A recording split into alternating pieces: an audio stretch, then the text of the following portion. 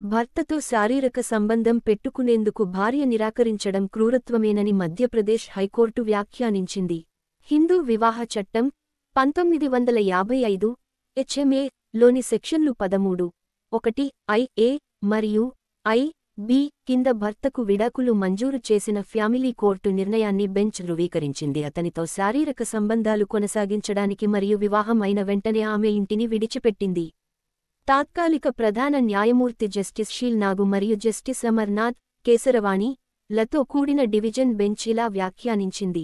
మొదటి రాత్రి అప్పీలుదారు, భార్య ప్రతివాది, భర్తతో శారీరక సంబంధం పెట్టుకోవడానికి నిరాకరించినట్లు ప్రతివాది చేసిన వాదనలు రుజువయ్యాయి.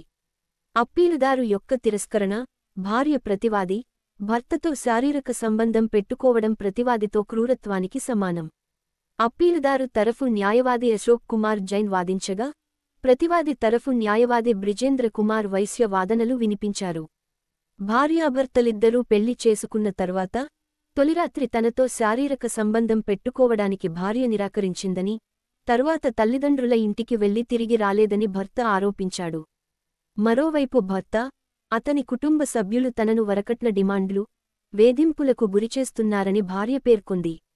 మలోని సెక్షన్ 13(1) ఐ(a) మరియు ఐ(b) కింద విడాకుల కోసం భర్త వేసిన పిటిషన్ను ఫ్యామిలీ కోర్టు అనుమతించింది.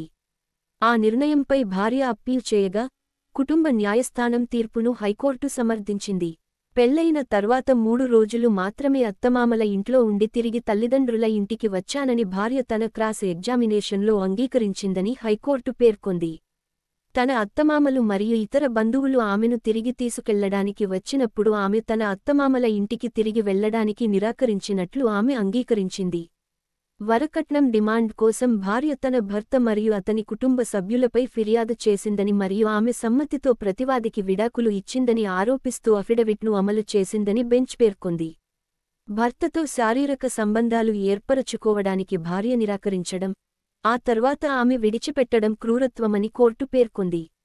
పైన చర్చించినట్లుగా, అప్పీలుదారు, భార్య తన అత్తమామల ఇంట్లో కేవలం 3 రోజులు మాత్రమే నివసించారు మరియు ఈ కాలంలో పార్టీల మధ్య సహా నివాసం లేదు మరియు అప్పటి నుండి అప్పీలుదారు, భార్య మరియు ప్రతివాది, భర్త గత 11 సంవత్సరాలుగా విడివిడిగా నివాసిస్తున్నారని కోర్టు వ్యాఖ్యానించింది.